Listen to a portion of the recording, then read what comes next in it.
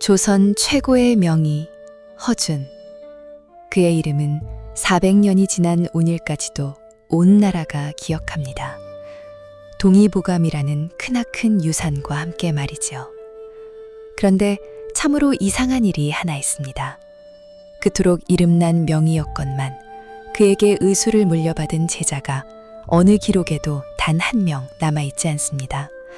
스승은 있었다는데 제자는 없다니 마치 누군가 일부러 그 이름을 지워버리기라도 한 것처럼요. 오늘 밤 들려드릴 이야기는 바로 그 지워진 이름에 관한 것입니다.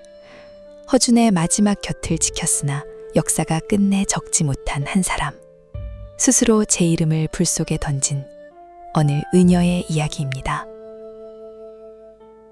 왜 그이는 자기 이름을 지워야 했을까요?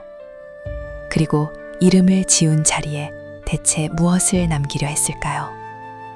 끝까지 곁에 있어 주실 당신의 마음에 오래도록 남을 이야기입니다. 이름을 지운 의녀, 지금 시작합니다.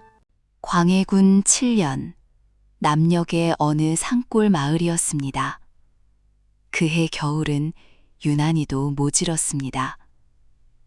이른 눈이 내려 길을 덮고 매운 바람이 문풍지를 밤새 울렸지요.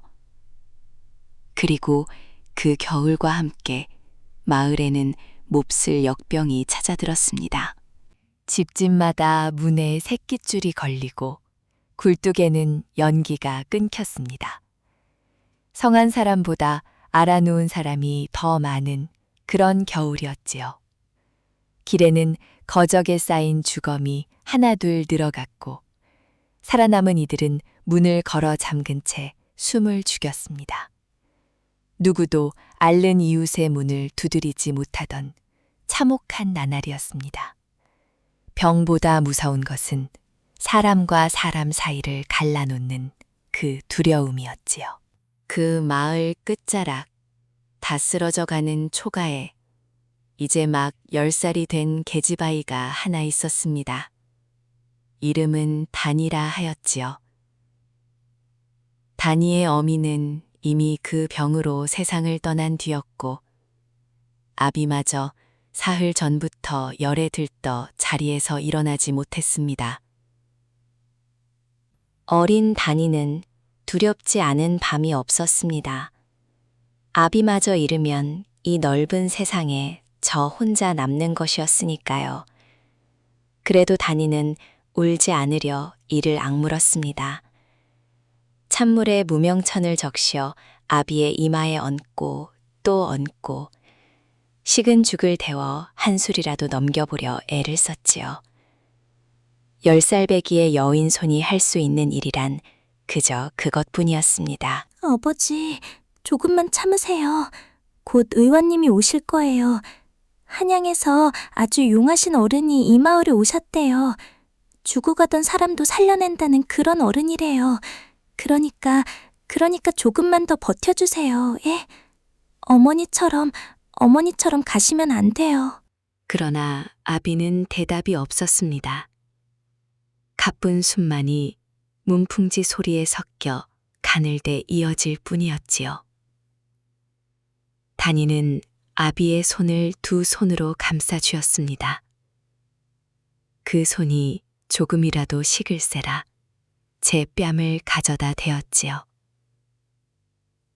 단이가 말한 그 어른은 다름 아닌 허준이었습니다. 어이의 자리에서 물러나 늙고 병든 몸을 이끌고 남녘까지 내려온 것이지요. 사람들은 의아해했습니다. 정승반열에 올렸던 어른이 어이하여 이 궁벽한 산골까지 몸소 왔단 말인가.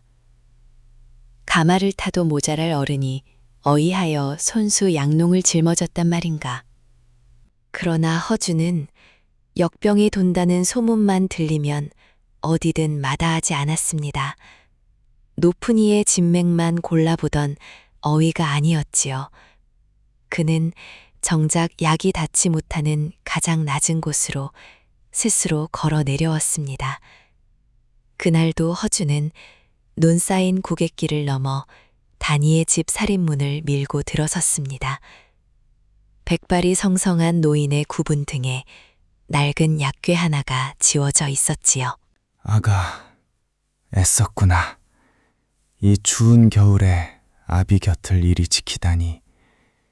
이제 이 늙은이가 왔으니 손 좀 빌리자꾸나. 물을 끓여오너라. 그리고 저 아궁이 불을 조금만 도두어다오. 사람의 병은 약보다 먼저 온기로 다스리는 법이란다. 다니는 눈물을 훔치고 시키는 대로 부지런히 움직였습니다. 물을 끓이고 사그라든 아궁이에 마른 삭정이를 넣어 불을 살렸지요. 그 사이 허주는 아비의 곁에 앉아 야윈 손목을 오래도록 짚었습니다. 눈을 감고 오직 손끝의 감각에만 온 정신을 기울였지요. 이윽고 허주는 침통을 열었습니다. 가느다란 침이 등잔불에 서늘하게 빛났지요. 허주는 아비의 손목과 팔의 여러 자리에 차례로 침을 놓았습니다. 다니는 숨도 크게 쉬지 못한 채 그 손끝을 뚫어져라 지켜보았습니다. 침이 살에 들 때마다 신음하던 아비의 숨이 조금씩 고르게 잦아들었지요. 어른의 손끝에서 아버지 숨소리가 달라져요. 조금 전까지 그렇게 가쁘시던 숨이 대체 어떻게 하신 거예요? 이건 무슨 조화예요? 조화가 아니란다. 사람의 몸에는 길이 있어. 물길처럼, 바람길처럼 말이다. 그 길이 막히면 병이 나고, 그 길을 터주면 병이 물러가지. 나는 그저 막힌 길을 조금 열어주었을 뿐이야. 그런데 아가, 참 이상한 일이로구나. 남들은 무서워 고개를 돌리는 이 침자리를 너는 오히려 뚫어져라 들여다보는구나. 무섭지 않으냐? 무섭지 않아요. 저 침 끝에서 아버지가 살아나고 계신걸요. 살리는 것이 어떻게 무섭겠어요? 허주는 그 말에 잠시 놓던 손을 멈추었습니다. 그러고는 아이의 얼굴을 등잔불에 비추어 가만히 들여다보았지요. 10살 배기의 눈이라 하기엔 너무나 깊고 맑은 눈이었습니다. 허준의 주름진 입가에 희미한 미소가 번졌습니다. 그날 밤 다니의 아비는 처음으로 열이 내려 깊은 잠에 들었습니다. 사흘을 뒤척이던 숨이 비로소 고르게 오르내렸지요. 다니는 잠든 아비의 손을 꼭 쥐고 소리 없이 오래도록 울었습니다. 그것은 기쁨의 눈물이었습니다. 그리고 그 곁에서 허주는 꺼져가는 아궁이 불을 말없이 지켜보고 있었지요. 그러나 허준이 이 마을에 온 것은 사람을 살리기 위해서만은 아니었습니다. 그 등에 진 낡은 약궤 속에는 약보다 무거운 것이 하나 감추어져 있었지요. 허주는 그 마을에 며칠을 더 머물렀습니다. 성안이의 문에는 병을 막는 법을 일러주고 알른이의 문은 손수 두드려 침과 약을 나누었지요. 사람들은 그런 허준을 두고 하늘이 보낸 어른이라 수근거렸습니다. 그 며칠 동안 다니는 허준의 곁을 그림자처럼 따랐습니다.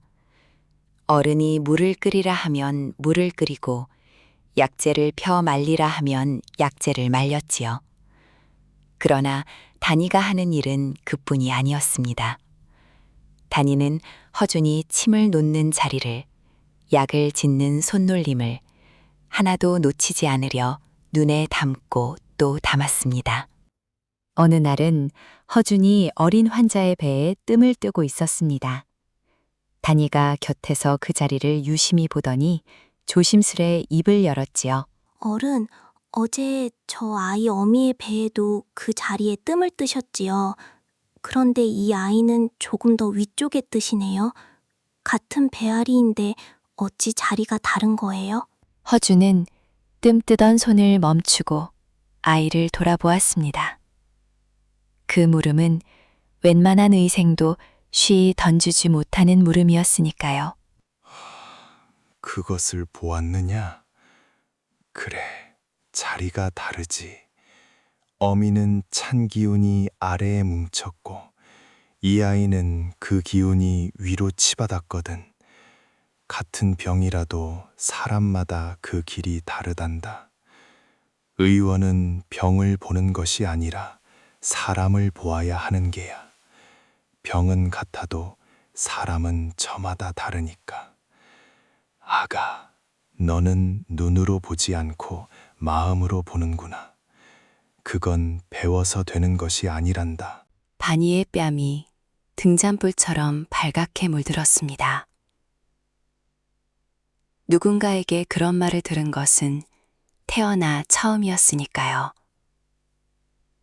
그날부터 허주는 틈틈이 다니에게 몸의 이치를 일러주었습니다. 막대기로 흙바닥에 사람의 몸을 그려가며 어디에 길이 흐르고 어디에 매듭이 지는지를 짚어주었지요. 다니는 그 그림을 잠들기 전 몇 번이고 흙바닥에 되그렸습니다. 손가락 끝이 흙에 갈라져 피가 배어도 멈추지 않았지요. 사흘 만에 다니는 허준이 그려준 그 길을 하나도 틀리지 않고 외웠습니다. 허준은 그런 아이를 물끄러미 바라보다 혼잣말처럼 중얼거렸습니다. 아까운 일이로구나. 이 아이가 사내로 났더라면 이 나라의 의수를 한 단계 더 나아가게 했을 것을. 계집으로 났다 하여 이 재주가 흙바닥 그림으로만 쓰러지겠구나. 다니는 그 말의 뜻을 다 헤아리지 못했습니다. 다만 어른의 목소리에 밴 안타까움만은 어렴풋이 느꼈지요. 사내와 계집, 그 두 글자가 제 앞날에 어떤 담벼락이 될지 어린 다니는 아직 알지 못했습니다. 아비의 병세는 나날이 좋아졌습니다. 1회째 되던 날에는 자리를 털고 일어나 미음을 넘길 수 있게 되었지요. 다니의 아비는 허준의 앞에 엎드려 몇 번이고 머리를 조아렸습니다. 어른, 이 은혜를 어찌 갚아야 할지 모르겠습니다. 저 같은 무지렁이의 목숨을 어른께서 손수 무엇으로도 갚지 못할 은혜입니다. 은혜랄 것이 무엇이오? 나는 그저 내 할 일을 했을 뿐이오. 그보다 여보게 자네 딸아이 말일세. 저 아이의 눈을 보았는가? 저 아이는 예사아이가 아니야. 잘 살피게. 하늘이 저 아이에게 무언가 큰 것을 쥐어준 듯하니. 아비는 그 말의 뜻을 알 듯 말 듯 그저 딸아이를 돌아보았습니다. 다니는 부끄러운 듯 고개를 숙였지만 그 작은 가슴 속에서는 무언가가 조용히 싹을 틔우고 있었지요. 사람을 살리는 사람. 어쩌면 나도 그런 사람이 될 수 있을까? 그러나 하늘은 그 어린 싹에게 너무 이른 겨울을 예비해 두고 있었습니다. 며칠 뒤 다니를 살린 그 어른의 몸에 같은 역병이 찾아든 것입니다. 허준이 남녀까지 내려온 데에는 남몰래 품은 뜻이 하나 있었습니다. 평생을 두고 써온 책 동의보감은 이미 세상에 나왔지요. 허나 그 책은 궁궐과 사대부의 것이었습니다. 글을 아는 이들이나 겨우 펼쳐볼 수 있는 어렵고 방대한 책이었지요. 허즈는 정작 마음에 걸리는 것이 따로 있었습니다. 글도 모르고 약값도 없는 저 산골의 백성들. 정작 병에 가장 많이 죽어나가는 것은 늘 그들이었으니까요. 그들이 스스로 제 몸을 지킬 쉽고 값싼 처방집. 허즈는 그것을 만들고자 오래전부터 홀로 원고를 써오고 있었습니다.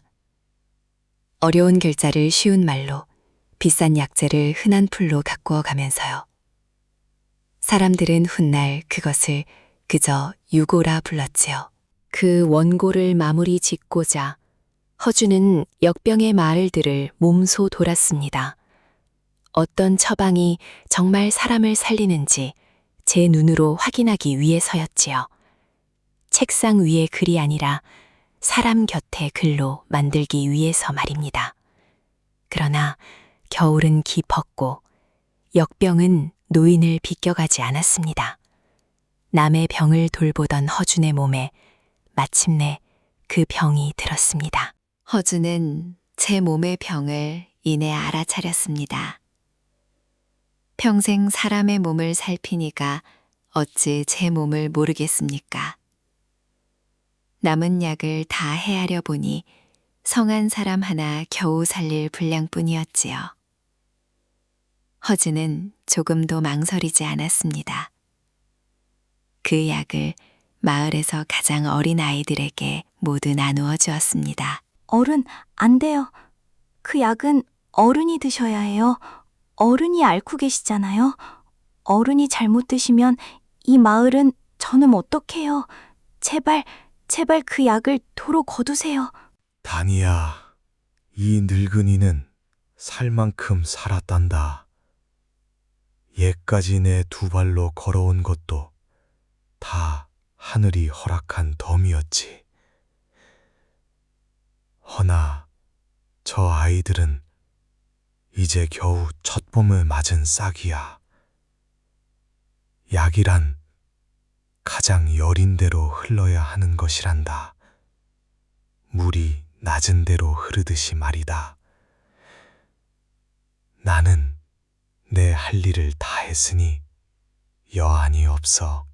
그날 밤 허준의 숨은 눈에 띄게 가빠졌습니다. 다니는 스승의 곁을 한시도 떠나지 않았지요. 어른이 저를 살리셨듯 이번엔 제가 어른을 살리고 싶었으나 10살배기의 손으로 할 수 있는 일이란 이마를 짚고 손을 주무르는 것뿐이었습니다. 그 무력함이 다니의 어린 가슴을 갈갈이 찢어 놓았지요. 허주는 마지막 힘을 끌어모아 머리맡에 낡은 보퉁이 하나를 끌어당겼습니다. 그 안에는 손때 묻은 원고 뭉치가 가득 들어 있었지요. 평생을 걸어 얻은 병과 약의 이치가 그 안에 고스란히 담겨 있었습니다. 다니야, 이 늙은이의 마지막 부탁을 들어주겠느냐? 이 보퉁이 안에는 내가 평생을 두고 써온 글이 들었단다. 어려운 의서가 아니야. 병든 백성이 스스로 제 몸을 지킬 쉬운 처방들이지. 아직 세상에 내지 못한 글이란다. 어른, 어째서 그런 말씀을 저에게 하세요? 저는 한낱 계집아이일 뿐인데요. 글도 짧고 아는 것도 없는데요. 이렇게 귀한 것을 어찌 저 같은 것이... 아니란다. 나는 이 마을에서 너를 보았어. 아비의 침자리를 무서워 안고 들여다보던 그 눈. 사람의 아픔 앞에서 물러서지 않는 그 마음. 그것이 의원의 자질이란다. 체주는 가르치면 되지만 그 마음은 타고나는 것이야. 명심하여라, 다니야. 약은 궁에 있지 않다. 약은 사람 곁에 있어야 한다. 부디 이 글을 사람 곁으로 데려가다오. 세상 가장 낮은 곳까지 이 약이 흐르게 해다오. 다니는 떨리는 두 손으로 그 보퉁이를 받아 안았습니다. 품에 안은 원고 뭉치가 10살 아이가 감당하기엔 너무나 무거웠지요. 그것은 종이의 무게가 아니라 한 사람의 평생의 무게였으니까요. 나 할게요. 어른, 제가 할게요. 이 글을 반드시 사람 곁으로 데려갈게요. 그러니까 어른도 이 글이 세상에 퍼지는 걸 곁에서 지켜봐 주세요. 저 혼자는 무서워요. 곁에 있으마. 내 손끝에 내가 늘 있으마. 네가 막힌 길을 열 때마다, 네가 꺼져가는 숨을 되돌릴 때마다, 그때마다 내가 네 곁에 있는 것이란다. 아가, 울지 마라. 사람은 이름으로 기억되지만 사랑은 이름 없이도 이어지는 법이니까. 그 말을 끝으로 허주는 조용히 눈을 감았습니다. 평생 사람을 살리던 손에 마지막까지 침 한 자루를 쥔 채로요. 문풍지 울던 소리마저 그 순간 숨을 죽인 듯 했습니다. 단이는 스승의 식어가닌 손을 붙들고 소리 없이 오래오래 울었습니다. 10살 아이의 작은 어깨 위에 그날 밤 세상에서 가장 무거운 짐 하나가 조용히 얹혔습니다. 스승은 떠났고 아이의 품에는 세상에 없던 글 한 뭉치가 남았습니다. 그러나 그 글이 훗날 아이의 이름을 통째로 지워버릴 줄은 아직 아무도 몰랐지요. 허준의 장례가 끝나고 얼마 지나지 않아 한 여인이 산골로 찾아왔습니다. 곱게 나이든 얼굴에 눈매가 서글서글한 여인이었지요. 이름은 예진이라 하였습니다. 젊은 시절 내의원에서 허준의 곁을 지켰던 의녀였습니다. 예진은 스승의 마지막 소식을 뒤늦게 듣고 한 걸음에 달려온 것이었습니다. 그리고 스승의 임종을 끝까지 지킨 아이가 있다는 말에 단이를 찾아 두 손을 꼭 잡았지요. 네가 단이로구나. 어른의 마지막을 네가 지켜드렸다지. 고맙다. 참으로 고맙구나. 그 어른은 나에게도 하늘 같은 스승이셨단다. 그런데 아가, 그 어른이 마지막으로 무언가를 너에게 맡기셨다는 말이 사실이냐? 단이는 잠시 망설였습니다. 그러나 예진의 눈빛에서 스승과 꼭 닮은 무언가를 느꼈지요. 사람을 이로 보지 않고 사람으로 보는 눈이었습니다. 단이는 품에 안고 있던 보통이를 조심스레 내밀었습니다. 예진은 그 원고를 몇 장 넘겨보더니 손을 가늘게 떨었습니다. 그것이 무엇인지 한눈에 알아본 것이지요. 그 어른이 이것을 끝내 이루셨구나. 늘 말씀하셨지. 궁궐의 의서 말고 백성의 손에 쥐어줄 처방이 하나 있어야 한다고. 그것을 10살배기 너에게 맡기고 가시다니. 단이야, 그 어른의 눈이 옳았다. 나도 이제 그분이 보고 싶구나. 그러나 단이의 얼굴에는 기쁨보다 근심이 짙었습니다. 집안에는 이제 막 자리를 털고 일어난 아비가 있었으니까요. 단이는 고개를 저으며 조심스레 말했습니다. 하지만 저는 갈 수 없어요. 아버지가 계신걸요. 이제 겨우 일어나셨지만 아직 기운이 없으세요. 제가 곁을 지켜야 해요. 어머니는 이미 떠나셨고 저마저 없으면 아버지는 혼자예요. 그 말을 문틈으로 들은 것은 단이의 아비였습니다. 아비는 마른 기침을 하며 천천히 방에서 걸어 나왔지요. 아직 창백한 얼굴이었으나 그 눈만은 또렷했습니다. 아비는 딸아이의 머리를 야윈 손으로 오래도록 쓸어주었습니다. 다니야, 아비가 다 들었다. 네가 그 어른의 침자리를 들여다보던 눈을 나는 잊지 못한단다. 사흘을 앓다 눈을 떠보니 내 딸이 10살배기 손으로 이 아비를 살려보겠다고 밤을 새우고 있더구나. 그때 알았다. 너는 나 같은 무지렁이 곁에 묵거들 아이가 아니라는 걸. 아버지, 그런 말씀 마세요. 저는 아버지 곁에 있을 거예요. 사람을 살리는 것도 좋지만 저에게 남은 피부치는 아버지 하나뿐인걸요. 아니다, 아가. 이 아비를 살린 그 손으로 이제 다른 아비들을 살려다오. 병들어 자식을 두고 눈 감아야 하는 이 나라의 수많은 아비들을 말이다. 그것이 이 아비가 너를 세상에 내보내는 뜻이란다. 나는 이 마을에서 네가 큰 의원이 되었다는 소식만 바람결에 들어도 그것으로 족하다.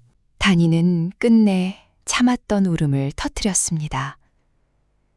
아비는 그런 딸을 말없이 품에 안았지요. 평생 흙만 만지던 그 거친 손이 딸의 등을 가만가만 다독였습니다. 그리고 예진을 향해 깊이 고개를 숙였습니다. 의녀 어른, 부족한 아이지만 부디 거두어 주십시오. 사람 살리는 법을 이 아이에게 가르쳐 주십시오. 그리고 이 아이가 여자라는 이유로 세상에서 눈물 흘릴 때 그 곁을 지켜만 주십시오. 그거면 됩니다. 여부가 있겠습니까? 제 딸처럼 거두겠습니다. 이 아이가 흘릴 눈물의 절반은 제가 함께 흘리겠습니다. 약조 드리지요. 이튿날 새벽, 다니는 아비에게 큰 절을 올렸습니다. 아비는 살인문 밖까지 나와 멀어지는 딸의 뒷모습을 오래도록 지켜보았지요. 다니는 몇 번이고 돌아보았고 그때마다 아비는 손을 흔들어 주었습니다. 어서 가라고, 뒤돌아보지 말라고. 그러나 아비의 두 눈에서는 소리 없는 눈물이 흐르고 있었습니다. 그 겨울 다니는 그렇게 고향을 떠났습니다. 품에는 스승의 유고를, 가슴에는 아비의 마지막 당부를 안고서요. 다른 아비들을 살리라던 그 말은 훗날 다니가 가장 어두운 밤을 견디게 하는 작은 등불이 되어 주었습니다. 다니는 그때 몰랐습니다. 그 살인문 앞의 작별이 아비의 얼굴을 눈에 담는 마지막 순간이 되리라는 것을요. 그러나 아비가 심어준 그 한마디만은 평생 다니의 손끝에 살아 있었습니다. 예진의 집은 한양에서 그리 멀지 않은 고을에 있었습니다. 비록 궁을 떠난 몸이었으나 예진의 의수를 찾아오는 이가 끊이지 않았지요. 그 집 마당에는 늘 약초 냄새가 그윽했고 처마 밑에는 온갖 약재가 철따라 매달려 말라갔습니다. 다니는 그곳에서 새로운 삶을 시작했습니다. 처음 며칠 다니는 좀처럼 입을 열지 않았습니다. 아비를 두고 온 죄스러움과 낯선 집의 서먹함이 어린 가슴을 무겁게 짓눌렀지요. 밤이면 이불 속에서 소리 죽여 우는 날이 많았습니다. 예지는 그런 다니를 재촉하지 않았습니다. 그저 아침마다 따뜻한 미음을 끓여 머리맡에 놓아두고 밤이면 다니가 잠들 때까지 곁에서 약재를 다듬었지요. 다니야, 억지로 웃지 않아도 된다. 슬픈 날은 슬퍼해도 돼. 나도 그 어른을 잃고 여러 밤을 울었단다. 울음을 참는 것이 어른이 되는 게 아니야. 울고 나서도 다시 일어나는 것. 그것이 어른이 되는 것이란다. 그러던 어느 밤이었습니다. 다니가 또 열에 들떠 아비를 부르며 알았지요.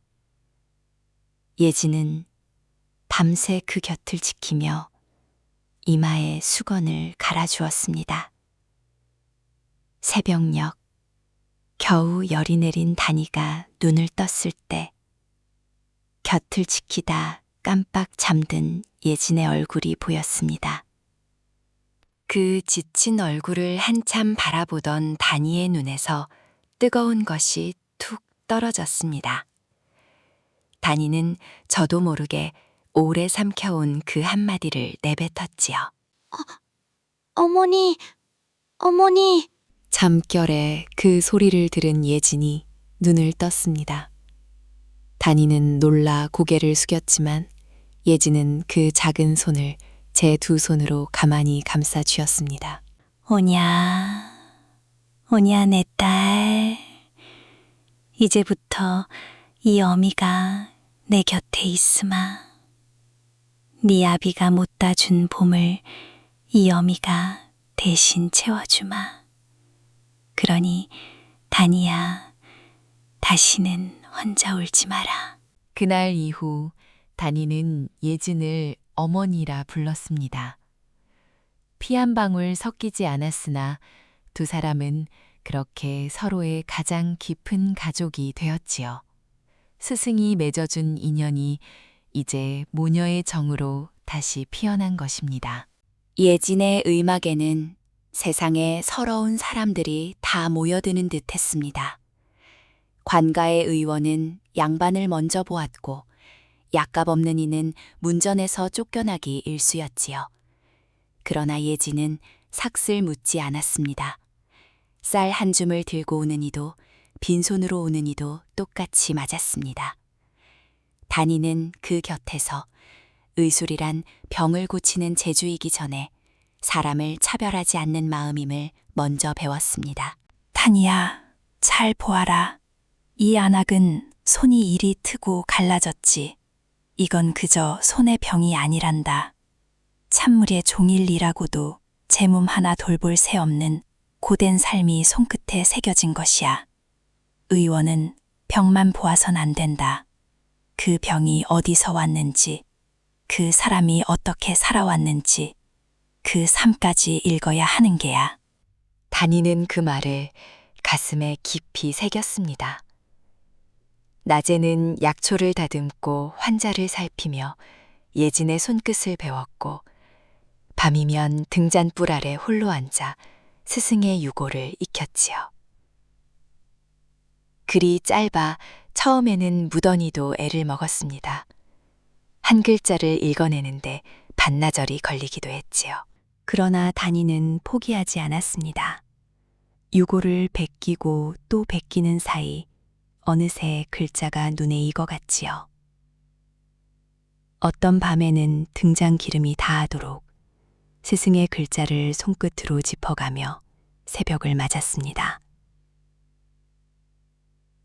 그 유고 속에는 허준이 평생을 걸어 얻은 병과 약의 이치가 쉬운 말로 그러나 깊은 뜻으로 고스란히 담겨 있었습니다. 다니는 총명했습니다. 하나를 가르치면 열을 깨쳤고 손끝은 나날이 여물어 갔지요. 어느 해인가는 예진이 미처 손을 못 쓴 급한 환자를 다니가 유고 속 처방으로 되살린 일도 있었습니다. 예진은 그런 다니를 볼 때마다 마음 한편이 서늘해지곤 했지요. 이 아이가 나보다도 낫구나. 어쩌면 그 어른의 버금가는 재주를 타고났어. 허나 이 재주가 이 아이에게 복이 될지 화가 될지. 세상은 계집의 재주를 반기지 않으니 이 어미는 그것이 두렵다.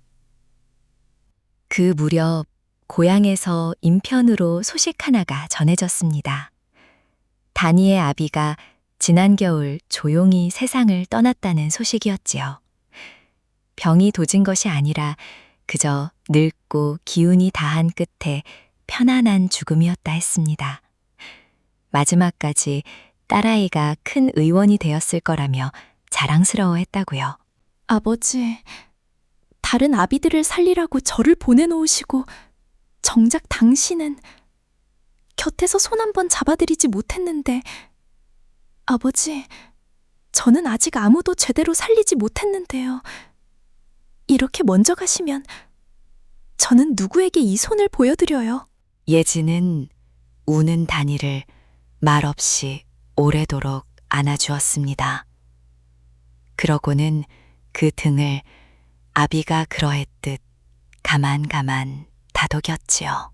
다니야, 내 아비는 네가 지금 어디서 무엇을 하는지 다 알고 가셨단다.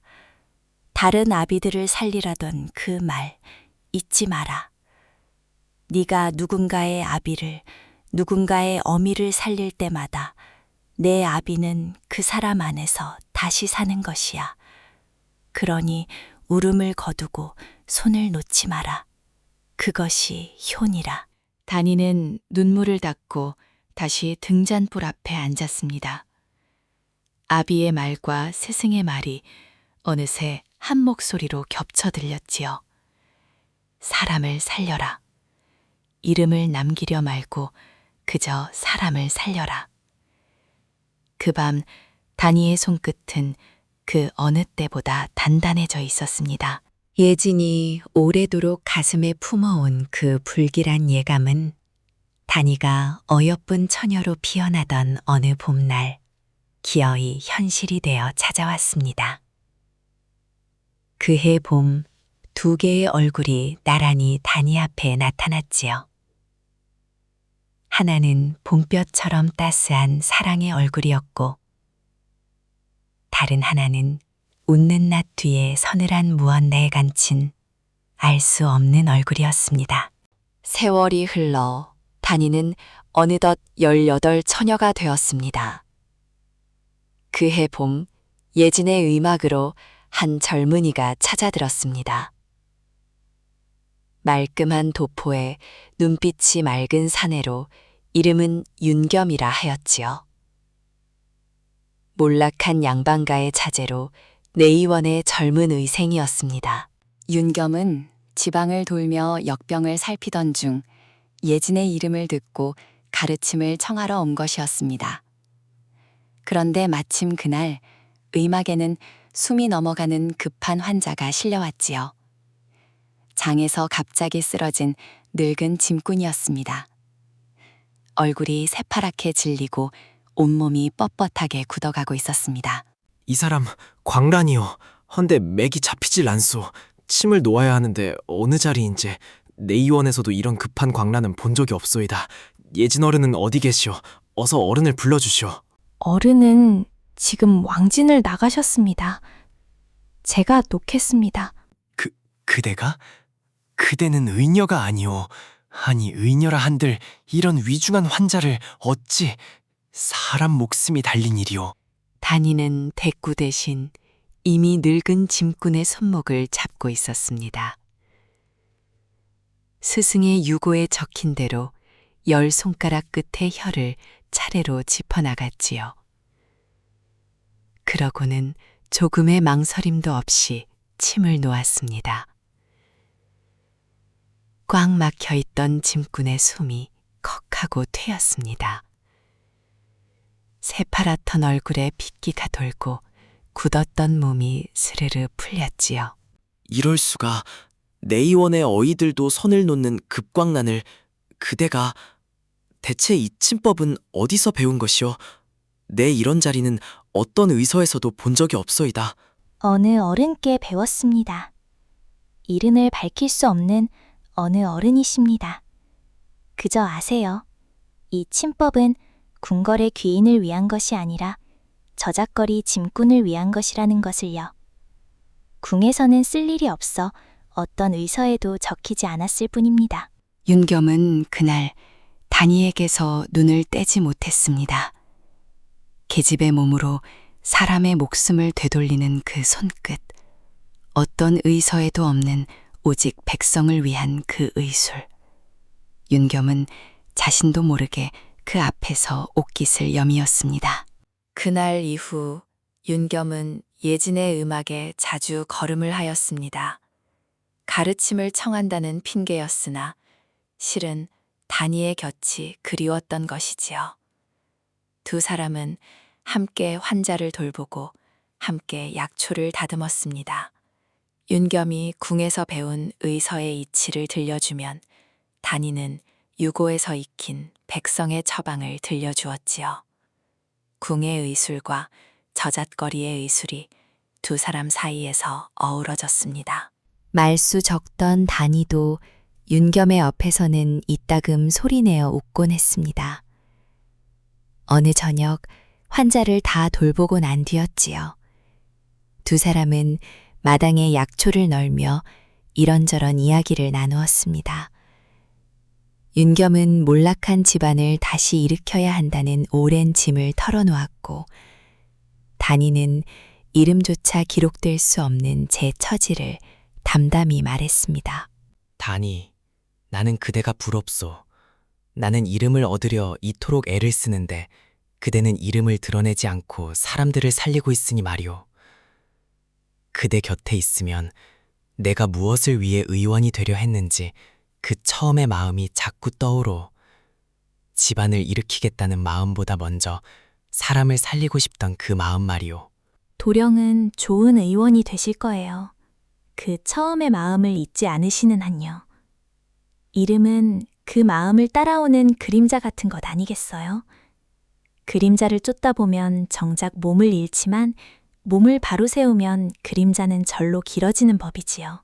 윤겸은 그 말에 한참을 말이 없었습니다. 그러고는 단이를 가만히 바라보았지요. 가진 것도 처지도 사뭇 달랐으나 사람을 살리고 싶다는 그 마음만은 두 사람이 꼭 같았습니다. 예지는 그 모습을 멀리서 바라보며 흐뭇하면서도 마음 한구석이 저렸습니다. 저 아이 얼굴에 여태 없던 봄빛이 도는구나. 허나 어쩌면 좋노. 하나는 이름을 얻으려는 양반과 자제요. 하나는 이름조차 없는 의녀인 것을. 부디 저 봄이 세상의 문벌에 시들지만 않기를. 남을 그리 살려온 저 아이가 저 자신만은 부디 다치지 않기를. 그러나 예진의 그 바람과는 달리 그 봄에 찾아온 두 번째 얼굴이 서서히 그 짧은 봄을 얼어붙게 하고 있었습니다. 그해 여름, 고을의 저잣거리에 아이들이 알아눕기 시작했습니다. 여름마다 도는 돌림 이질이었지요. 관과의 의원들은 양반가의 아이들만 살피기 바빴고, 저잣거리 가난한 집 아이들은 그저 앓다 죽어나가기 일쑤였습니다. 예진과 단이는 그 저잣거리로 나섰습니다. 단이는 스승의 유고를 펼쳐 이질에 듣는 처방을 찾았지요. 값비싼 약재가 아니라 흔한 매실과 쑥과 마른 생강으로 짓는 처방이었습니다. 단이는 그것을 큰 가마솥에 잔뜩 달여 앓는 아이들에게 나누어 먹였습니다. 그런데 한 아이가 좀처럼 차도를 보이지 않았습니다. 숨이 가빠지고 온몸에서 물기가 다 빠져나가고 있었지요. 아이의 어미는 반쯤 넋이 나가 단이의 치맛자락을 붙들고 울부짖었습니다. 의녀님, 우리 아이 좀 살려주세요. 이 아이가 죽으면 저도 못 삽니다. 관가 의원은 약값이 없다고 문도 안 열어줘요. 의녀님밖에 없어요. 제발, 제발 우리 아이 좀. 단이는 아이의 손목을 짚었습니다. 외기 신락 같아 곧 끊길 듯 위태로웠지요. 요고의 처방만으로는 이 아이를 붙잡을 수 없었습니다. 단이는 눈을 감고 스승의 목소리를 떠올렸습니다. 의원은 병을 보는 것이 아니라 사람을 보아야 한다던 그 말을요. 물기가 다 빠졌어. 약보다 먼저 잃은 물기를 채워야 해. 스승님이라면 어찌하셨을까? 그래. 쌀뜨물에 소금을 조금, 그리고 매실을 달인 물을 섞어 한 방울씩 아주 천천히. 다니는 급히 쌀을 씻어 그 뜨물을 받았습니다. 거기에 소금 한 자밤과 매실 달인 물을 섞어 미지근하게 데웠지요.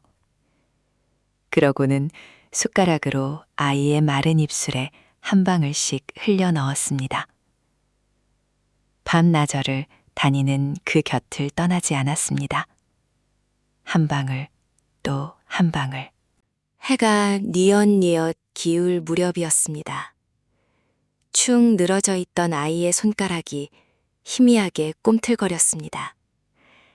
바싹 말랐던 입술에 물기가 돌고 감겼던 눈이 가늘게 떠졌지요. 아이가 어미를 찾아 조그맣게 옹알거렸습니다. 아이고, 살았다. 우리 아이가 살았어요. 은녀님, 이 은혜를 어찌 이름이라도 조남이라도 알려주세요. 두고두고 이 은혜를 기리게요. 저는 이름 없는 의녀일 뿐입니다. 이 아이가 나중에 또 아프거든 그때 문을 열어주세요. 그러면 찾아가겠습니다. 그 여름, 다니가 살린 아이가 여럿이었습니다. 저작거리 사람들은 이름 모를 그 젊은 의녀를 두고 수군거렸지요. 관가도 못 살린 아이들을 값도 안 받고 살려낸다고요. 그 소문은 입에서 입으로 번져 점점 멀리 퍼져나갔습니다. 좋은 소문이었으나 이름 없이 살아가야 할 다니에게는 그 소문이 곧 위험이었습니다. 예지는 그것을 알았습니다. 계집이 함부로 의술을 행한다는 소문은 언제고 화살이 되어 돌아올 것이었으니까요. 다니야, 사람을 살린 것은 잘한 일이다.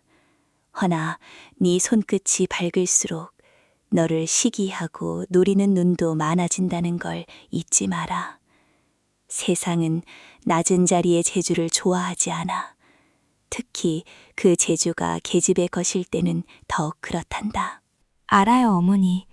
하지만 눈앞에서 사람이 죽어가는데 소문이 무섭다고 손을 놓을 수는 없잖아요. 스승님도 아버지도 저에게 사람을 살리라 하셨는걸요. 저는 그저 그 말을 따를 뿐이에요. 바로 그 소문이 마침내 한 사내의 귀에 닿았습니다. 사람을 살리는 일에는 관심이 없고 오직 그 살리는 비법에만 눈이 먼 어느 야심가의 귀에 말이지요. 그 무렵 내의원에는 도현이라는 의관이 있었습니다. 젊은 나이에 벌써 높은 자리를 넘보던 야심 많은 자였지요.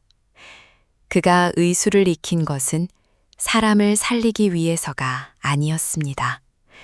남보다 빨리 출세하는데 의술만한 사다리가 없다 여긴 까닭이었지요. 병자의 얼굴보다 상관의 눈치를 먼저 살피던 그런 자였습니다. 그 도현이 언젠가부터 이상한 소문 하나를 쫓고 있었습니다. 죽은 허준에게 세상에 내지 않은 마지막 원고가 있다는 것이었지요. 동의보감을 능가하는 비방이 그 안에 들었다는 부풀려진 소문이었습니다. 도현은 그 원고만 손에 넣으면 단숨에 어휘의 자리에 오르리라 여겼습니다. 그리고 최근 남녘에서 들려온 소문, 이름 없는 의녀가 신묘한 처방으로 사람을 살린다는 그 소문에서 도현은 원고의 자취를 읽어냈지요. 어느 날 도현이 예진의 음악에 불쑥 나타났습니다. 비단 옷에 거만한 눈빛을 하고 마루에 걸터 앉아 말했지요. 예진의녀라 하였던가? 내 단도직입으로 묻겠네. 자네 허준 그 어른의 마지막 원고를 가지고 있다지. 세상에 없는 비방이 든 그 글 말일세. 그것을 나에게 넘기게 궁으로 가져가 상감께 올리면 자네에게도 큰 상이 내릴 것이야. 한낱 늙은 의녀가 그런 귀한 것을 끼고 있어봐야 무슨 소용이겠나. 그 어른의 글은 비방을 적은 것이 아닙니다. 병든 백성이 스스로를 지킬 처방을 적은 것이지요. 궁으로 가야 할 글이 아니라 저잣거리로 가야 할 글입니다. 그 뜻을 모르는 분께는 드릴 수 없습니다. 이것 보게. 감히 내 청을 물리쳐? 좋네, 좋아. 허나 명심하게. 세상에 감추어진 글이란 언젠가는 화를 부르는 법이야. 더구나 요즘 같은 어수선한 시절에는 말일세. 그 글을 끼고 있는 한 자네도 자네가 거둔 그 계집아이도 결코 편치 못할 것이네. 도연이 떠난 뒤 의막에는 무거운 침묵이 내려앉았습니다. 문틈으로 그 이야기를 다 들은 다니가 파랗게 질린 얼굴로 다가왔지요. 어머니, 저 사람이 노리는 그 글이 스승께서 저에게 맡기신 그 유고가 맞지요. 제가 가지고만 있어도 어머니께 화가 미치는 거라면 차라리 제가 저 사람에게 그런 말 말아라, 다니야. 그 글은 물건이 아니란다. 그 어른의 평생이고 뜻이야. 저런 자의 손에 들어가면 백성을 위한 글이 도리어 권세의 사다리가 되고 만다. 우리가 지켜야 한다. 목숨을 걸고서라도. 그 어른이 왜 궁을 버리고 산골까지 내려가셨겠니? 이 글이 궁에 갇히는 것을 무엇보다 두려워하셨기 때문이야. 그날 밤 다니는 무고를 품에 안고 오래도록 잠을 이루지 못했습니다. 스승의 마지막 목소리가 귓가에 다시 울렸지요. 약은 사람 곁에 있어야 한다. 그 한마디가 이토록 무거운 짐일 줄은 다니는 그제야 어렴풋이 깨닫기 시작했습니다. 사람을 살리는 일이 때로는 제 목숨을 거는 일이 될 수도 있음을요. 그리고 그 무거운 짐 위로 하늘은 또 하나의 시련을 얹었습니다. 이번에는 다니의 가장 약한 곳을 정확히 겨눈 시련이었지요. 그해 여름이 다 가기 전 무더위와 함께 다시 돌림병이 번졌습니다. 예지는 밤낮 없이 환자들을 돌보았지요. 제 몸을 돌보지 않고 남을 살피던 예진이 마침내 그 병에 걸리고 말았습니다. 젊어 궁에서 무리한 탓에 예진의 몸은 이미 많이 상해 있었습니다. 병은 무섭게 예진을 파고들었지요. 반이는 밤을 새워 양어머니의 곁을 지켰습니다. 어릴 적 스승의 곁을 지키던 그 밤처럼요. 그러나 예진의 열은 좀처럼 내리지 않았고 숨은 점점 가빠졌습니다. 다니가 아는 모든 약을 써보았으나 소용이 없었습니다. 그 무력함이 다니의 가슴을 다시 한번 갈갈이 찢어 놓았지요. 어머니, 정신 차리세요. 어머니마저 저를 두고 가시면 안 돼요. 스승님도, 친어머니도, 아버지도 다 제 곁을 떠마셨어요. 이제 저에게 남은 건 어머니뿐이에요. 어머니만은 안 돼요. 제발, 제발 눈을 떠주세요. 다니야, 울지 마라. 사람은 누구나 제 갈 때가 있는 법이란다. 나는 그 어른을 곁에서 모셨고 너 같은 딸을 두었으니 여한이 없어. 다만 한 가지, 그 유고만은 부디 네가 지켜다오. 그것이 내 마지막 부탁이란다. 다니는 그 말에 문득 유고의 한 대목을 떠올렸습니다. 스승이 손수 적은 열병 끝에 기운이 다한 이를 되살리는 처방이었지요. 그러나 그것은 아직 한 번도 써본 적 없는 위험한 처방이었습니다. 약재를 조금만 잘못 써도 도리어 환자를 해칠 수 있었지요. 다니의 손이 가늘게 떨렸습니다. 이 처방을 쓰면 어머니를 살릴 수도 있어. 하지만 내 손이 조금이라도 어긋나면 도리어 어머니를 보내드리는 게 돼. 스승님.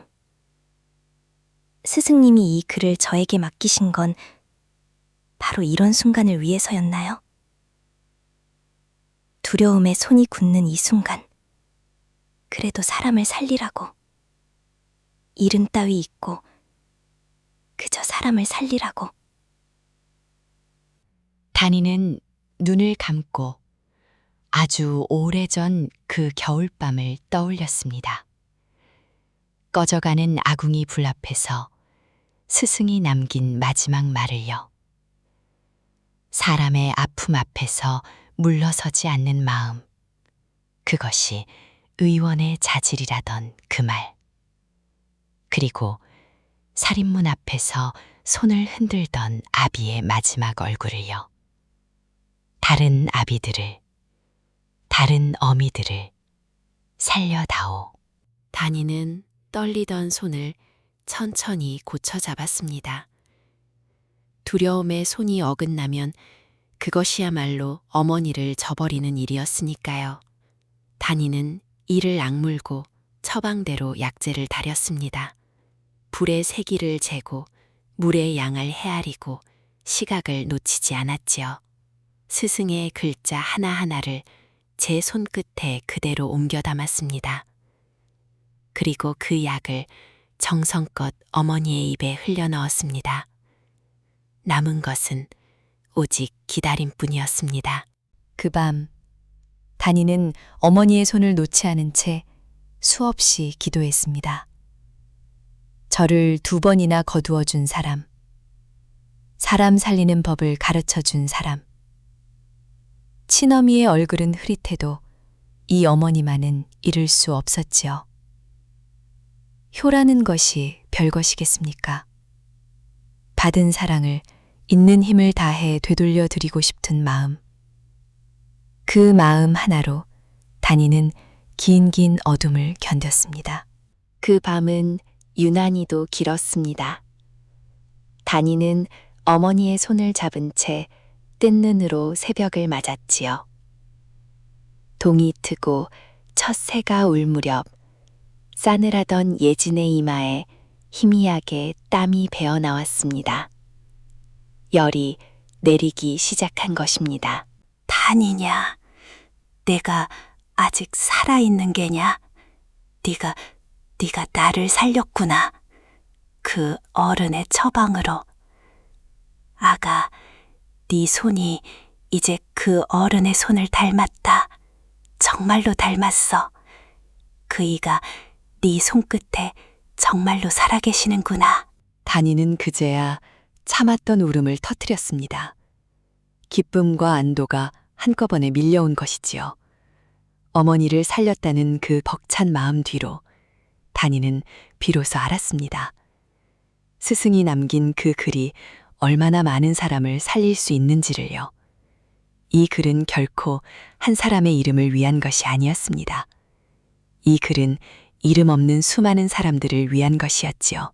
그러나 사람을 살린 그 손이 오히려 다니를 벼랑 끝으로 몰아놓고 있었습니다. 어이도 못 살린 열병을 되살렸다는 그 소문이 기어이 도현의 귀에 닿은 것입니다. 다니가 어머니를 살렸다는 소문은 발 없는 말처럼 퍼져나갔습니다. 어이도 손을 놓은 열병을 한낱 처녀가 되살렸다는 이야기였지요. 사람들은 그 신묘한 처방이 어디서 났는지를 궁금해했습니다. 그리고 도연은 무릎을 쳤습니다. 그 처방이야말로 자신이 찾던 유고에서 나온 것이 분명했으니까요. 도연은 이 일을 조정에 알리기로 마음먹었습니다. 계집이 함부로 의술을 행하여 백성을 현혹한다는 그런 제목으로 말입니다. 그리하면 유고를 빼앗을 명분도 이름을 세울 공도 한꺼번에 얻을 셈이었지요. 그 위태로운 김새를 가장 먼저 알아챈 것은 윤겸이었습니다. 내의원에 몸담고 있던 윤겸은 도연의 움직임을 눈치채고 한 걸음에 달려왔지요. 다니, 큰일이오. 도연이 그대를 조정에 고하려 하오. 계집이 의술로 백성을 홀렸다는 죄를 씌워서 말이오. 그자가 진짜로 노리는 건 그대가 아니라 그 유고요. 이대로 가면 그대도 예진 어른도 무사하지 못하오. 올 것이 왔군요. 방도가 하나 있어. 내가 내의원에서 증언하리다. 그대의 의술이 얼마나 사람을 살렸는지 그 유고가 백성을 위한 것임을 내가 그대의 편에 서겠소. 내 이름을 걸고서라도 말이오. 윤겸 도령, 도령이 저를 위해 증언하면 도령은 어찌 됩니까? 몰락한 집안을 다시 일으키려 겨우 얻은 그 내의원 자리면요. 계집을 두둔한 의생이라 손가락질 받으면 도령의 앞길은 그날로 끝입니다. 제가 그걸 모를 것 같습니까? 윤겸은 아무 말도 하지 못했습니다. 다니의 말이 하나도 틀리지 않았기 때문이지요. 그의 앞에는 두 갈래 길이 놓여 있었습니다. 이름을 세우는 길과 다니의 곁에 서는 길. 그 두 길은 결코 함께 갈 수 없는 길이었습니다. 나는 그대를 지키고 싶소. 이름이 무슨 소용이오. 출세가 다 무엇이오. 집안을 일으킨들 그대가 없다면. 아닙니다, 도령. 도령은 이름을 남기세요. 내의원에 남아 더 많은 사람을 살리는 큰 의원이 되세요. 그것이 도령의 길입니다. 저는 이름 없는 의녀일 뿐입니다. 애초에 저에게는 기록에 오를 이름조차 없으니까요. 사내와 계집의 길이 이토록 다르답니다. 그날 저녁 두 사람은 오래도록 마주 앉아 있었습니다. 윤겸은 품에서 손수 접은 작은 첩지 하나를 꺼냈습니다. 언젠가 다니에게 주려고 몰래 마련해 둔 것이었지요. 거기에는 다니의 이름 석자가 정성껏 적혀 있었습니다. 그대의 이름이요. 세상 어느 기록에도 오르지 못할 그 이름을 나만이라도 적어두고 싶었소. 훗날 세상이 그대를 잊어도 나 하나만은 그대의 이름을 기억하겠다고. 허나 이제 보니 이 종이 한 장조차 그대에게는 짐이 되겠구려. 다니는 그 첩지를 받아 오래도록 들여다보았습니다. 제 이름이 누군가의 손으로 이토록 곱게 적힌 것을 보는 것은 태어나 처음이었지요. 다니의 눈에 뜨거운 것이 차올랐습니다. 그러나 다니는 이내 그 첩지를 조용히 도로 접었습니다. 고맙습니다, 도령. 이 마음 평생 잊지 않을게요. 하지만 이 이름은 도령이 가지고 계세요. 제 손에 있으면 부에 파 없어질 이름이지만 도령의 마음속에 있으면 영영 지워지지 않을 테니까요. 그거면 저는 됩니다. 윤겸은 그 첩지를 다시 제 품에 깊이 넣었습니다. 그리고 두 사람은 더 이상 아무 말도 하지 않았지요. 잔잔한 수면 아래 얼마나 깊은 강물이 흐르고 있는지 두 사람은 서로 알고 있었으니까요. 그러나 그 사이에는 이미 건널 수 없는 강 하나가 놓여 있었습니다. 그 강의 이름은 기록이었습니다. 그리고 며칠 뒤 그 강물은 온 나라를 뒤흔드는 거센 물살이 되어 밀려왔습니다. 궁궐에서 하늘이 뒤집히는 일이 벌어진 것입니다. 그 무렵 궁궐에는 심상치 않은 바람이 불고 있었습니다. 임금을 둘러싼 조정의 다툼이 나날이 거칠어졌지요. 어제의 충신이 오늘의 역적이 되고 어제의 권세가 오늘 무너지는 그런 아슬아슬한 시절이었습니다. 그리고 마침내 그 바람은 온 궁궐을 뒤엎는 회오리가 되었습니다. 새로운 임금이 서고 옛 임금의 사람들이 줄줄이 화를 입기 시작한 것입니다. 그 칼바람은 죽은 허준의 이름에까지 미쳤습니다. 지난날 허준을 아끼던 이들이 하나둘 화를 입으면서 허준의 곁에 있던 사람들까지 위험해지기 시작한 것이지요. 그가 남긴 글을 따르던 이들, 모두가 정쟁의 불씨로 지목될 수 있는 위태로운 형국이었습니다. 도현은 바로 그 틈을 노렸습니다. 도현은 유고를 두고 무서운 말을 지어내기 시작했습니다. 허준이 남몰래 감춘 그 글에 역심을 품은 자들의 비방이 들어있다는 것이었지요. 새빨간 거짓이었으나 시절이 시절인지라 그 말은 무섭게 번져나갔습니다.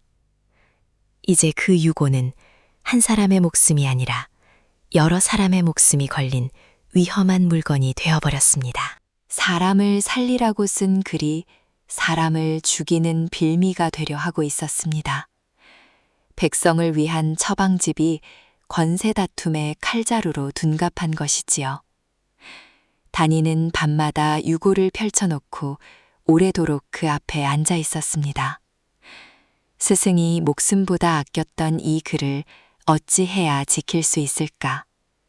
그러면서도 애먼 사람들을 화에서 건져낼 방도는 정녕 없는 것일까? 답은 좀처럼 떠오르지 않았고 시절의 칼바람은 하루하루 더 매서워졌습니다. 그러던 어느 날 윤겸이 파랗게 질린 엉글로 달려왔습니다. 숨을 헐떡이며 차마 입이 떨어지지 않는 소식을 전했지요. 단이, 도연이 기어이 일을 냈어. 예진 어른의 옛 동무되는 은여 하나가 그 유고를 봤다는 이유만으로 잡혀갔어. 이제 그 칼끝이 예진 어른께로 향하고 있어. 도연은 유고의 출처를 캐물어 그 어른을 역당으로 엮으려 하오. 이대로 가면 예진 어른도 그 옛 동무들도 다 어머니를, 저 사람이 어머니를... 단이는 그 자리에 얼어붙었습니다. 제가 사람을 살린 그 손이 이제 어머니를 사지로 몰고 있었으니까요. 유고를 지키려다 정작 그 유고를 지키라 하신 어머니를 잃게 생긴 것입니다. 단이의 머릿속이 하얗게 비어갔습니다. 단이야, 일이 걷잡을 수 없이 커졌구나. 저들은 이제 그 글을 빌미로 그 어른을 따르던 이들 모두를 엮으려 둔다. 이대로 가면 너와 나뿐 아니라 그 어른의 이름을 아는 이들 전부가 화를 입어. 어나아가 무슨 일이 있어도 그 글만은 저들 손에 넘겨선 안 된다. 그 글이 넘어가는 순간 그 어른의 평생이 관세의 칼이 되고 마니까. 어머니, 저들이 노리는 건 결국 두 가지지요. 그 유고, 그리고 허준의 제자라는 존재. 그 둘만 이 세상에서 사라지면 저들이 엮을 실마리도 사라집니다. 안 그런가요? 단이야, 그게 무슨 말이냐? 설마 너...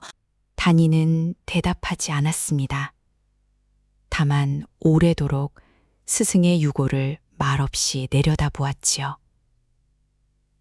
이 글을 지키면서도 사람들을 지킬 방도, 자신의 재주를 세상에 자랑하지 않고도 그 뜻만은 살려내는 길.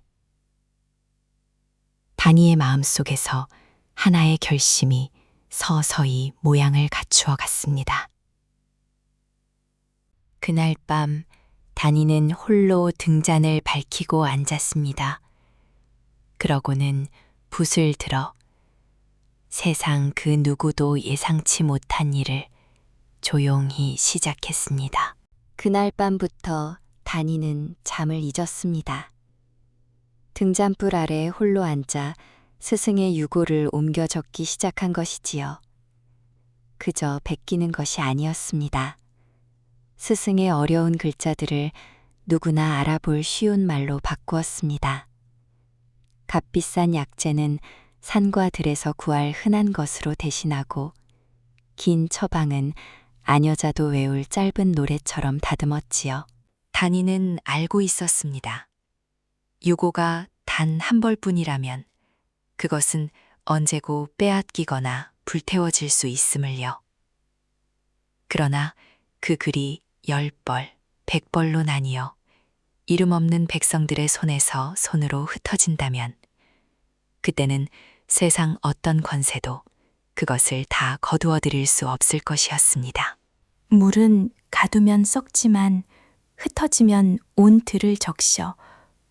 스승님이 궁을 버리고 산골로 내려가신 뜻이 바로 이거였어. 이 글을 한 사람의 것으로 두지 말라는 것, 모두의 것으로 흘려보내라는 것. 그러려면 이 글을 지키는 나라는 사람이 먼저 사라져야 해. 밤을 새우고 또 새우며 다니는 여러 벌의 필사본을 만들어냈습니다.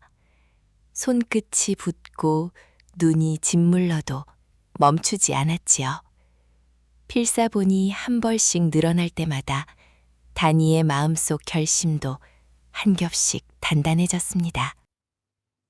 어느 새벽 예진이 잠에서 깨어나와 보니 다니는 수북이 쌓인 필사본 앞에 우두커니 앉아 있었습니다. 그 눈빛이 예전의 다니가 아니었지요. 무언가를 이미 마음으로 정한 사람의 고요하고 아득한 눈빛이었습니다. 다니야, 밤을 꼬박 새운 게냐? 이 많은 필사본을 다 무엇에 쓰려고? 그리고 그 눈빛은, 아가, 너 무슨 생각을 하는 게냐? 이 어미에게 숨기지 말고 말해보아라. 어머니, 스승께서 그러셨어요. 약은 사람 곁에 있어야 한다고. 저는 이제 이 글을 진짜로 사람 곁에 두려고 해요. 아무도 빼앗을 수 없는 곳에요. 그리고 그러려면 저는 조금 멀리 가야 할 것 같아요. 아주 조용히요. 예진은 그 말의 뜻을 다 헤아리지 못했습니다. 그러나 그 고요한 목소리 아래 흐르는 무언가가 늙은 어미의 가슴을 서늘하게 만들었지요. 다니는 더 말하지 않았습니다. 다만 마지막 필사본을 덮으며 등잔불 앞으로 또 하나의 것을 조용히 가져다 놓았습니다. 그것은 세상에 단 하나뿐인 물건이었습니다. 다니가 이 세상에 존재했다는 유일한 증표였지요. 다니가 등잔불 앞에 가져다 놓은 또 하나의 것. 그것은 예진이 오래도록 간직해온 내의원의 낡은 문서였습니다. 그 안에는 예진이 거둔 제자로서 다니의 이름이 조촐하게 적혀 있었지요.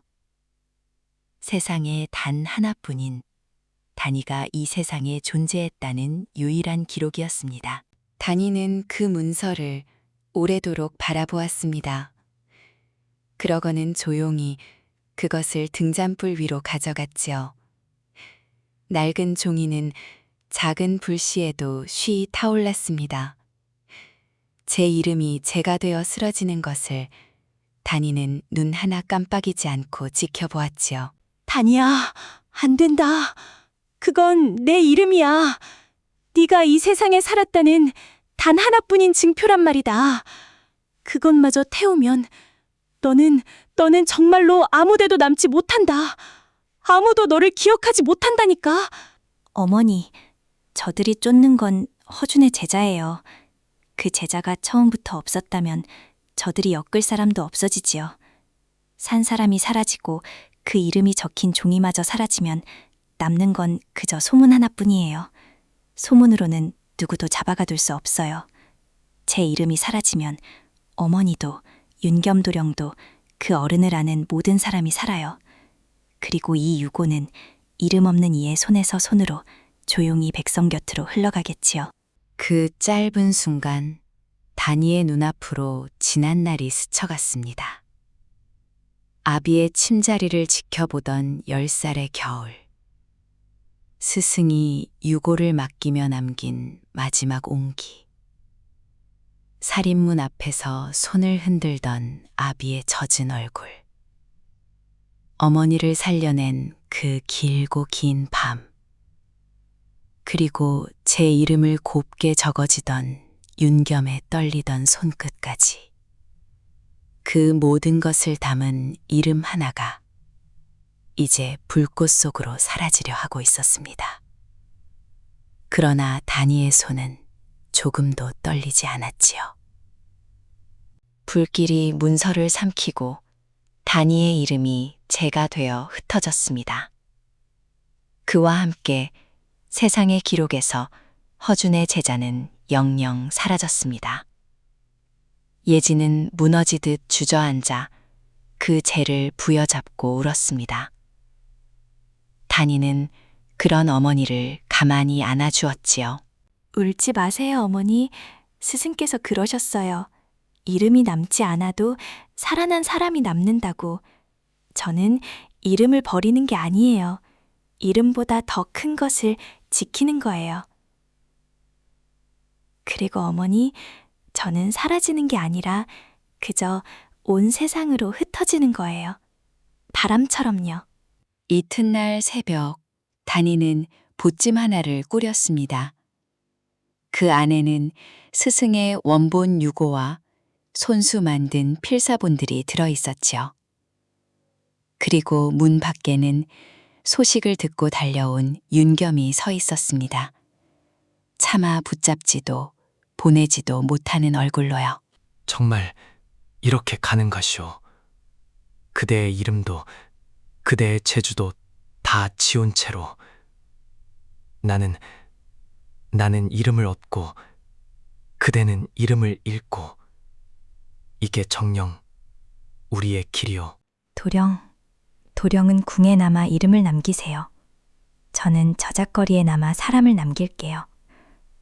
우리가 선 자리는 다르지만 우리가 살리려는 건 결국 같은 사람들이잖아요. 도령이 궁에서 한 사람을 살릴 때 저는 저작거리에서 한 사람을 살릴게요. 그렇게 우리 둘이서 온 나라 사람을 다 살려요. 그러니 우리는 헤어지는 게 아니에요.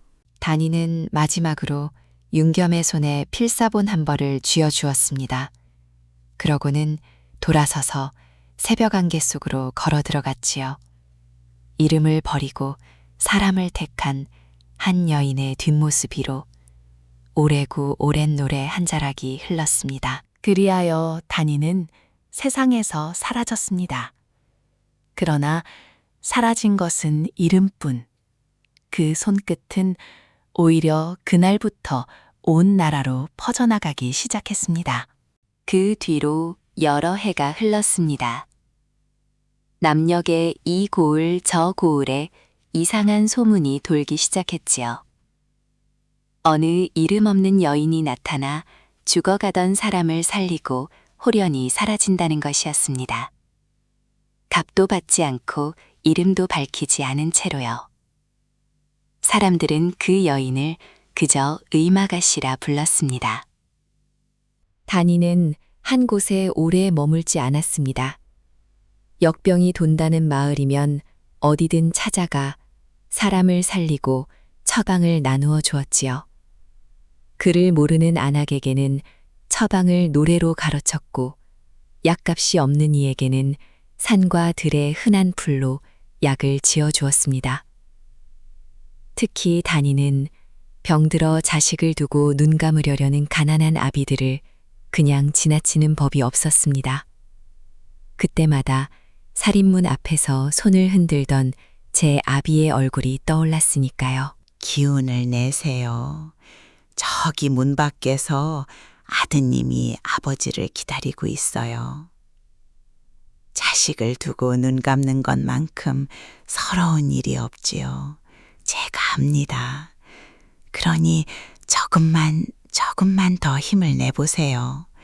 제 손이 아버님을 붙잡고 있을게요. 그렇게 스승의 필사본은 이름 없는 손에서 손으로 온 나라 방방곡곡으로 조용히 퍼져나갔습니다. 다니가 살린 사람은 헤아릴 수 없이 많았지요. 그들은 저를 살린 이의 이름을 물었으나 다니는 늘 웃으며 고개를 저었습니다. 이름을 남기는 대신 다니는 처방 한 장을 남기고 떠났지요. 그리고 그 집에서 살아난 이는 또 다른 앓는 이웃에게 그 처방을 건넸습니다. 이름은 지워졌으나 사람을 살리는 그 마음만은 이 손에서 저 손으로 강물처럼 흘러가고 있었습니다.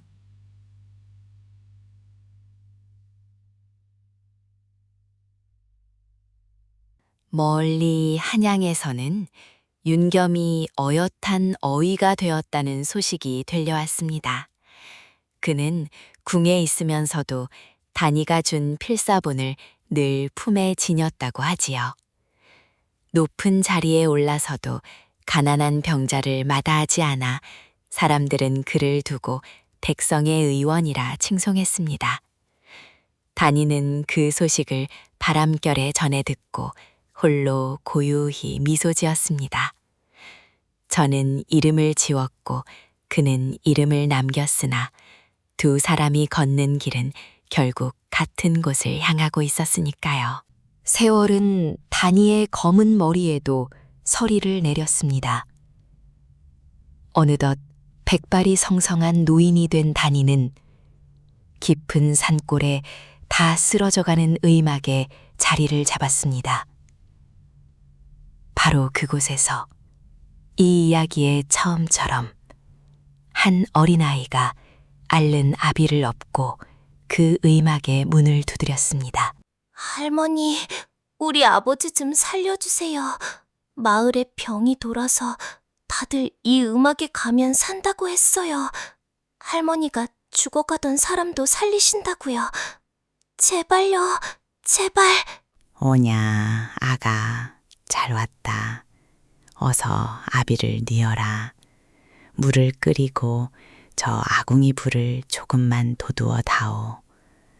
사람의 병은 약보다 먼저 온기로 다스리는 법이란다. 허허, 그런데 내 눈빛이 예사롭지 않구나.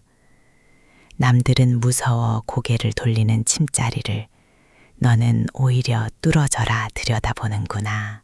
그 말은 아주 오래전 어느 겨울밤 한 늙은 스승이 10살의 단이에게 건넸던 바로 그 말이었습니다.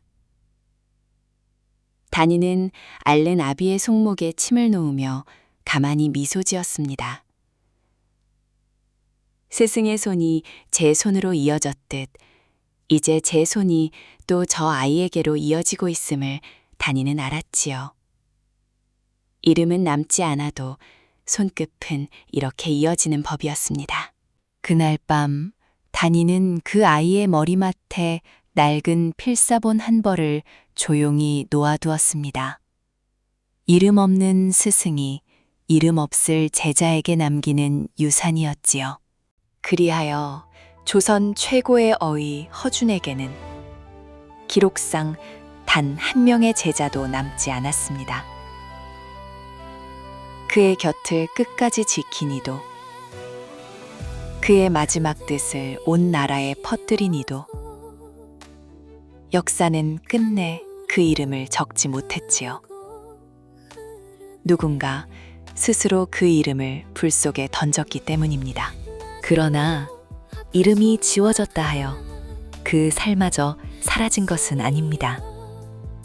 그를 몰라도 제 몸을 지킬 줄 알게 된 백성들, 흔한 들풀로 자식의 열을 내린 어미들, 죽음의 문턱에서 되돌아온 수많은 아비들, 그들 하나하나가 바로 지워진 그 이름이 남긴 흔적이었습니다. 스승은 벼슬을 버렸고 제자는 이름을 버렸습니다.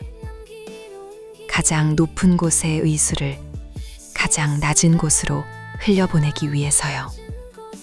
그리하여 그 의술은 어느 한 사람의 것이 아니라 이름 없는 모두의 것이 되었습니다. 어쩌면 우리가 허준의 제자를 알지 못하는 그 까닭이야말로 그이가 남긴 가장 크고 아름다운 유산인지도 모릅니다. 훗날 그 의녀는 홀로 이런 말을 남겼다 전해집니다. 세상은 나를 적지 않았다. 나에겐 남길 이름이 없었으니까. 그러나 나는 후회하지 않는다.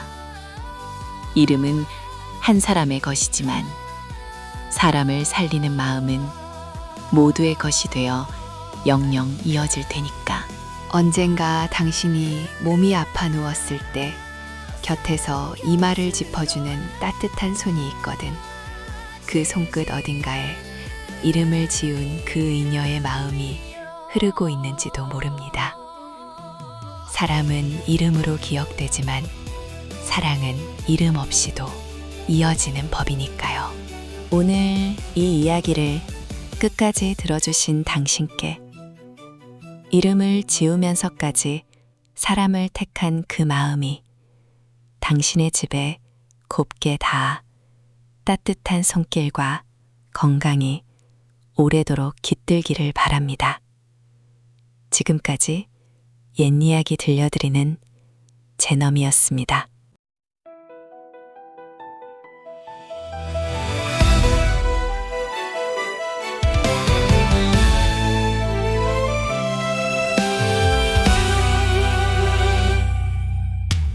그대 이름 지워도